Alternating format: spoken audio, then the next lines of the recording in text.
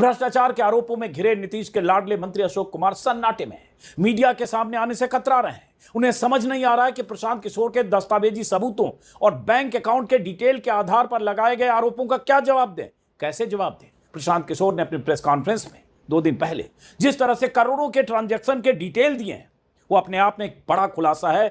ऐसा खुलासा जिसकी जांच हो जाए तो अशोक चौधरी और उनके परिवार का बचना मुश्किल होगा, ऐसा प्रशांत किशोर कह रहे हैं। प्रशांत किशोर की इस प्रेस कॉन्फ्रेंस के बाद बिहार की राजनीति में हड़कंप मचा है।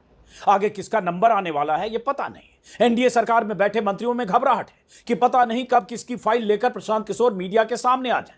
प्रशांत किशोर ने अपने खुलासे की शुरुआत कुछ दिन पहले, कहें तो लगभग 2-2.5 महीने पहले, सबसे पहले बिहार बीजेपी के मुखिया दिलीप जायसवाल से शुरू की थी और अब स्वास्थ्य मंत्री मंगल पांडे से लेकर उप मुख्यमंत्री सम्राट चौधरी और बीजेपी सांसद संजय जायसवाल की कुंडली खोल चुके हैं। इतना कुछ होने के बाद भी बिहार बीजेपी के दिग्गजों की बोलती बंद है।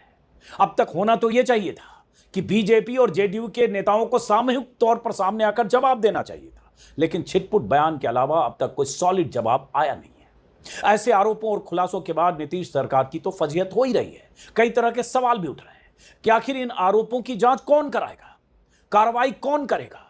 नीतीश कुमार के लिए भी कहा जा रहा है कि ऐसा नहीं हो सकता कि बतौर मुख्यमंत्री आप ईमानदार नेता की छवि का तमगा उठकर बैठे रहें और आपकी सरकार के किसी मंत्री या उप मुख्यमंत्री पर आरोप लगें, आपके करीबी मंत्री पर करोड़ों की हेरा फेरी के आरोप लगते रहें।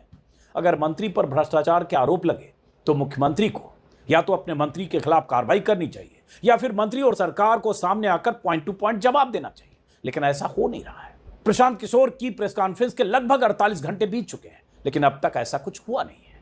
मुख्यमंत्री के मानस पुत्र पर अपनी बेटी, अपनी पत्नी और अपनी समधन के ट्रस्ट के नाम पर 200 करोड़ की जमीन खरीदने का आरोप लगा है और मानस पिता की तरफ से सन्नाटा है। मानस पुत्र को तो जैसे सांप सूंघ गया है।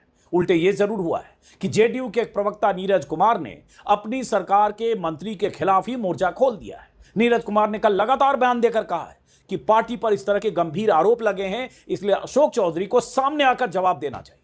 अपनी ही पार्टी के मंत्री से जवाब मांग रहे हैं जेडीयू के प्रवक्ता।